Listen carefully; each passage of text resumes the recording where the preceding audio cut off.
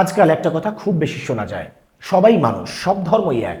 অনেকে একে আধুনিকতা বা উদারতা হিসেবে তুলে ধরতে চায়, কিন্তু বাস্তবে কি তাই, নাকি অজ্ঞতা?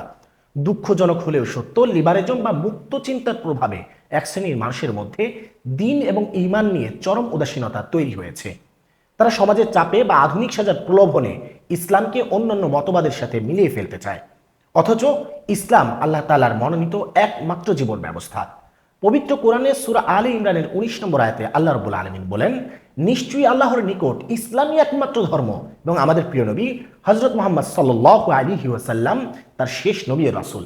তার আনিত বিধান এবং আনুগত্যের মাঝে এই দুনিয়ার সাফল্য এবং আখিরাতের মুক্তি। এরপরেও জেনে শুনে সব ধর্মকে ইসলামের মতো মনে করা এবং অন্যান্য ধর্মের মতো যে কোনো একটি মানলেই চলবে এমন বিশ্বাস রাখা কুরআনুল কারীমের সুস্পষ্ট বিধানের উপর অস্বীকার করা। আর কোরআনের সুস্পষ্ট বিধানকে অস্বীকার করা মানে কুফরি।